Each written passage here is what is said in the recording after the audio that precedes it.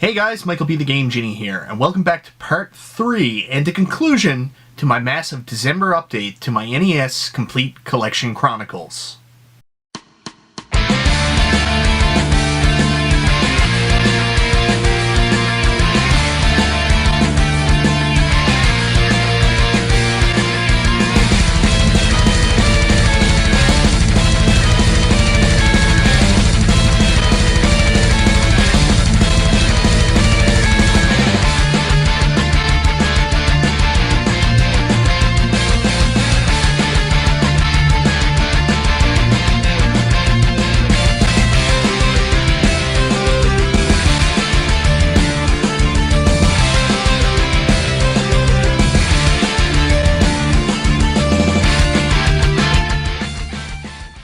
So this is it, guys. It's finally here, the last episode, and I can finally show you the final total that I got from December in what had to be one of the largest pickups I've ever had. Not just large in the amount of titles I picked up, but also large as in the quality... Well, quality's a bad word. Maybe the rarity of the games I picked up. Anyways, no better place to get started than let me follow up and show you the last of the games that I actually got from my mother that came from the large lot I got from the collector. First up is a game that I am super excited about, and I always got confused because I didn't really know this existed because I always thought that I already had the original and didn't understand what the sequel was. Anyways, it's a much better game. I'm glad to have it in my collection. Super Spy Hunter. Super Spy Hunter is fantastic. I'll be honest, I'm not a fan of the original Spy Hunter that was kind of a port of the arcade game onto the NES, but Super Spy Hunter is just fun. The music, the graphical style, the gameplay, everything is great. If you're looking for a great car shooter type game, Super Spy Hunter is definitely a game you'd want to consider. One of my personal new favorites to my NES collection. Next up is a true rarity on the NES. It's a Disney game, not made by Capcom. Yeah, those existed. They probably shouldn't know.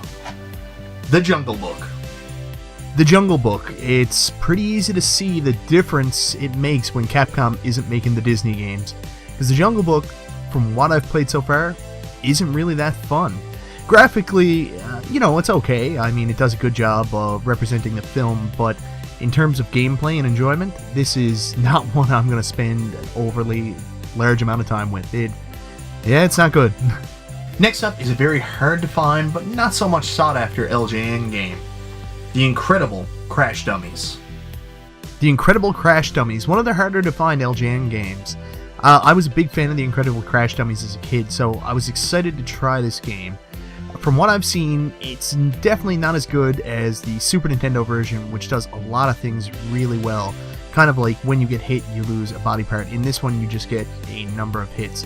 And I absolutely hate the fact that when you get hit, you get knocked back, like to either the start of the level or the start of the place you're going. Especially as you get later on in the first stage, there's some tricky platforming jumping that you have to do. And if you get hit, you actually get knocked down a level and you have to replay most of the level again. Definitely not something I'm super into right now, but it doesn't seem to be that bad a game, so I'll definitely get a lot more play out of it. Next up is a game that's based on a 90s TV show that I never ever watched, but a lot of people look back on very fondly, and it's one of the greatest sci-fi series of all time. Star Trek: The Next Generation. Very hard game to find. Engage. Star Trek: The Next Generation. I'm not a huge Star Trek fan. I like the movies, and I know the history of Star Trek, but I was never a big fan of the show The Next Generation was on TV, although I did like the movies. But the game, I don't know what I'm doing here. This is definitely a game where I'm going to need to read the instruction manual to figure out what I'm doing, because so far I'm just kind of wandering around in space, and I have no clear direction of what I'm doing. It's one of those, you're completely lost unless you figure out what you've got to do games. So for me, that's definitely not a quick pick up and play, but maybe I'll go back to it once I try to figure out how to play it. And the last game I got for Christmas from my mother, from the huge lot I got, is a game that I've been looking for an extremely long time. It's an LJN game, but actually really pretty good, and I'm very excited to finally have a copy. Alien 3. Alien 3, another LJN game, and one that the Angry Video Game Nerd actually touched on. This is one of the games where he actually admits it's not that bad. Sure, the game has some foibles, like basically it's very hard to tell when you're going to get hit by an enemy, but the game actually has a pretty decent concept, an idea of going through the levels and finding the enemies before you escape through the other stage. Does it match the movie? No, not at all. But you know what? It's not a bad game. It's got great graphics and pretty decent music. So Alien 3, hey, you know what? It's actually a fun game. Good job, LJN. So now we move into the final piece of the huge lot I've got in December, and the games that my wife got for me. Thanks, honey. Anyways, first up is a game that I didn't know anything about, and maybe I was a little bit pleasantly surprised, because it turns out it's pretty a good game. Isolated Warrior. I didn't know what to expect when I first popped in Isolated Warrior, because I hadn't heard much about it. Kind of from the cover, you would think that it's some kind of fantasy, kind of action-adventure RPG, but man, it's not. It's kind of like some of the stages in Zen Intergalactic Ninja. It's got that weird quasi-3D top-down platforming aspect to it. It's not easy, but you know what? It's actually pretty fun, and it looks good. Hey, I'm a fan of Isolated Warrior. Next up is a game that has seen an iteration on pretty much every single platform ever, and I actually didn't even know there was a NES version, but sure enough, Sunsoft, they released a version on the NES. Lemmings. Lemmings. Throughout my entire life, I have actually never played Lemmings before. I've never played any iteration of it, even though I have many. Like, I have the PlayStation version of Lemmings. Pretty sure I have the Super Nintendo version of Lemmings as well, but I've actually never popped in and played, so this was the first time. The NES is hampered by the fact that you only have 2 buttons, and that's probably my biggest complaint so far, because it's very easy to figure out what you have to do with the Lemmings, but the control scheme makes it difficult, because what you have to do is to switch between the different aspects of the Lemmings you want them to do. You have to hold the B button and scroll across the bottom. Then you have to put the trigger onto the Lemming and press the A button at the right time. Sometimes it can be very frustrating, but it does have a pretty quick learning curve. You learn how to play pretty quickly. So, otherwise, you know what? Very good interpretation of Lemmings on the NES. Next up is a very fun and quirky platformer made by Atlas, so you know it's going to be quality. Widget. Atlas became later on known as one of the greatest video game developers of all time. People go nuts over Atlas. But back on the NES days, Atlas wasn't that big a developer. I mean, Atlas did some work for LJN, which a lot of people don't know about. But Atlas did release Widget, much like Wacky Races, which is another game Atlas developed. You really don't know what you're getting here, but when you do get it, it turns out that it's actually pretty fantastic. Widget is a side-scrolling action platformer in where Widget can turn into different characters, kind of Kirby-esque throughout the level, depending on what powers he picks up to help him get past. The platforming is pretty good. It's got a very kind of slow Mega Man vibe, kind of like the Jetsons. It's a little bit slowed down, but it's good, it's balanced, it works, and really, it's a fun game. I really don't have much to say. I find it very hard so far. I'm just learning how to play it, but Widget seems like a real winner on the NES.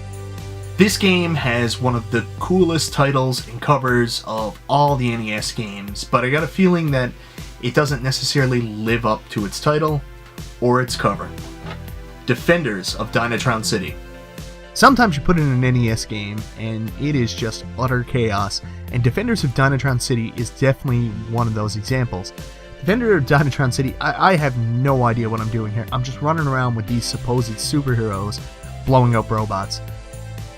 I have no idea where I'm going. It's one of those Friday the 13th style games where it's very hard to tell where you are on the map at any time. Very hard to take direction. So it's very easy to get lost in the game. You have to basically traverse through the city and take out these robots. Some of the annoying things is the robots, it's very hard to tell when you can hit them, when you can't hit them. Very hard to destroy them. So far, I'm not a huge fan of Defenders of Donnatron City. Definitely not one of the staples of the NES or a game that I would consider anybody who had it as a kid to be lucky. I am so excited to add this next game to my collection, and thank you so much, honey, for giving this to me, because it's been a long time coming. One of my biggest regrets in my entire time collecting NES games was a couple years ago. I took a trip up to Bangor, Maine, and we went to a store called Game Citadel, and they were having this amazing sale where all their NES games were half price. So I picked up a lot of really good games there. I picked up Donkey Kong Junior Math, like just an amazing lot of games, and I got a really good price on them. But one of the games that I actually had in my hand at that time was S.C.A.T. They wanted $15 for it, which was half price, would have been $7.50. But I left it there. Stupidly, I left it there because the game actually had a crack in its case. So I decided, no, I don't really want to pay that. And it was just one of those brain farts, I guess you would call it. Just like I missed out on understanding what I had in my hand. Anyways, I left it there. I went home and then realized what a mistake I made. And of course, every time I've gone back hoping against hope that I'd see it again, but I never ever found it. And in fact, I haven't been able to find it anywhere. That was until this lot came up. And I finally added it to my collection. I finally am past the point of missing out on this game. Now it's mine. S.C.A.T. Cybernetic something something something. S.C.A.T. Oh man, I finally have S.C.A.T. But that's not necessarily a good thing, because I got a feeling my temper is going to completely flare up on this one. S.C.A.T. by no means is an easy game. It is extremely brutally difficult, and with only one life, I mean, it's very hard to get through these levels. Sure, you get a life bar and you can take a couple hits, but man, that life bar dwindles pretty quickly if you make a couple mistakes. But it is a Natsumi game on the NES, and it is beautiful. The music, the graphics, the level design, everything is just great. S.C.A.T. is a fantastic game, but brutally, brutally hard, and one I'm so happy to finally have in my collection. And last but not least is a game I'm super excited to have, and one that I have never seen anywhere. This is the first time I've ever actually seen this game come up, or seen this game in person, and I'm so excited to finally add it to my collection. It's one of the early Angry Video Game Nerd reviews, and a game that's based on one of my favorite movies of all time, Die Hard. Probably one of my favorite movies of all time, Die Hard. I mean, I know this is another game that was featured on the Angry Video Game Nerd, and people absolutely, immediately, critically pan it and say it's terrible, but you know what? It's actually not that bad a game. Is it difficult? Absolutely. Does it look beautiful? I mean, is it a side-scrolling action platformer? No, but that's not always a winner. I mean, look at Lethal Weapon. I mean, that didn't turn out that great. But Die Hard does a pretty good job of taking the movie and bringing it to life in video game form. In fact, I think it does a fantastic job. In this playthrough, I actually got pretty far. I got pretty close to the end, but of course this is where the difficulty comes in, because when you make a couple mistakes, your energy gets decimated pretty quickly, and then it's game over. You have to start all over again. But from what I played, I had a lot of enjoyment, and I could definitely feel the pieces of the movie coming through on the video game screen. I mean, they captured it perfectly. You have so many enemies that you have to kill before you can get to Hans. I mean, you can't go to the bottom floor because that's where the hostages are. You find the detonators, you gotta go to the top floor. Excellent job. So far, I'm a huge fan of Die Hard, and I do not agree with the critical panning it receives globally just because it was featured on the AVGN. Guys, seriously? Sometimes you need to play a game for yourself to make up your mind before you decide that a game is terrible. Don't listen to what other people tell you. So guys, that's it. That's everything I picked up in December. As they say, Frodo finally made it to the mountain. Sorry this took so long, but there was just so many games to show you. And I added a lot of really, really cool stuff to my collection this time around. I'm super excited about it. Now that I've finally finished filming this video, I've got to go through the process of putting them all in the collection, alphabetizing them and putting them in. And you know what? That's a lot of work because it's been a long time since I've actually done it. I've just left my games out, so I got a lot of work ahead of me, but I can't wait to see when it's all done. Especially with the new side shelf that I've added. It's going to be pretty cool to see the whole collection alphabetized and organized properly. Anyways, what you guys are here for. The update, the final update, the true number for December. So, for those of you who've been following along at home, last time I was at 647 NES games. This time I've added 11 new games, which brings my total to 758. And get ready for it. That means I have 110 NES games remaining to complete my collection. Yeah, we're at that point. We're on countdown time until I finish the collection. Who knew? I mean, I started doing this about 3 years ago and I was just around that 200 game mark. Who could imagine that so many people would have followed along in this adventure and tuned in every month to see the games I've picked up and see me get so close to completing my collection. You know, it's really cool, guys, and I really appreciate it. So just wanted to take a minute to say thanks for all the support and thanks for encouraging me to do this. I've loved the NES all my life, and it's just a dream of mine to have every single game. You remember going to the home movie stores when you were younger, the mom and pop video stores, seeing all the games on the shelf and thinking about how amazing it would be to just have that selection at home and just pick any one off you wanted and play it at any time. And I'm almost at the point where I have the full collection and I can do that, so that's really cool. Anyways, I won't bore you guys anymore. Thank you very much, guys. I don't know if January is going to be a big month. I don't know if I'll ever have another month like this again. I'm getting so close to having the full collection, and I really do have to hit a honey hole again. I have to hit another collector that's decided they don't want to collect anymore for me to get something like this. Who knows, that might happen. Stranger things have happened. Maybe I'll even get to do some traveling. Maybe I'll get out to a convention, and that'll help. Anyways, we'll see what the future holds. Anyways, this is Michael B. the Game Genie. Thank you very much for watching, and I'll talk to you next time.